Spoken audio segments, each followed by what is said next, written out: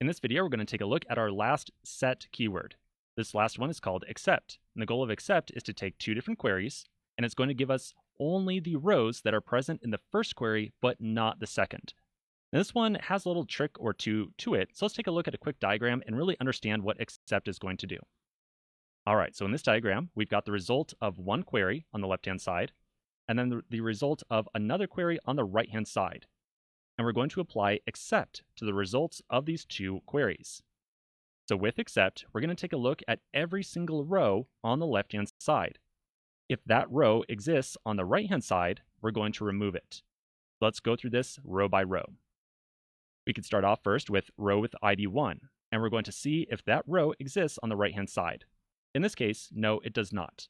That means that the row with ID 1 is going to stick around for our final result set. Next up is the row with ID 2. This one does exist on the right-hand side. So because of that, we are going to remove it from the left. Next up is 3. 3 does not exist on the right, so we're going to hold on to it. And then finally 4. 4 does exist over here, so we're going to remove it. And that's it. We're then left with our final result set, which would be just the rows with ID 1 and 3. Now there's two very important things I want you to understand around except. You'll notice that on the right-hand side, we had some extra rows right here of 5 and 6. 5 and 6 did not exist on the left hand at all, but that doesn't make a difference when we are making use of except. Except really just cares about the rows that are present on the left-hand side. The query that, or the rows we get on the right-hand side, we can get extra rows that don't exist on the left, and that will not impact the final result. So we can have tons of extra rows over here, just tons and tons and tons of extra rows that don't exist on the left-hand side, and that's not going to have any impact whatsoever. We are only taking the left and subtracting the ones out that also exist on the right. We're not finding a kind of total difference or anything like that.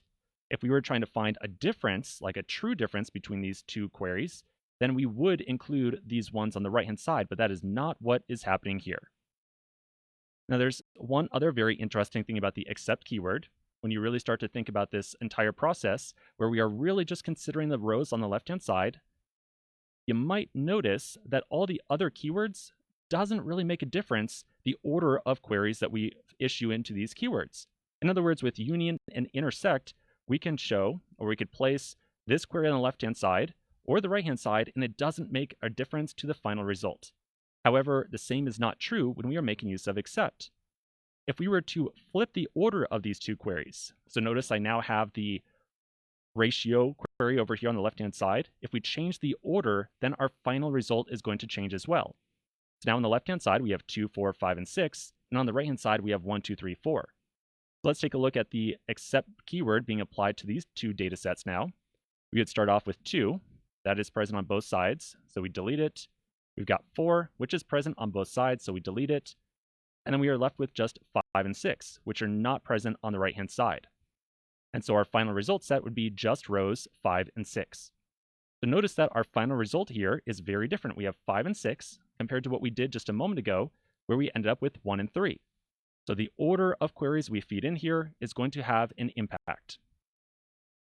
Okay, so that's pretty much it for except. Now very quickly, let's go and put together a quick example. We're going to again do this kind of order by price limit 4 and order by price divided by weight limit 4 as well.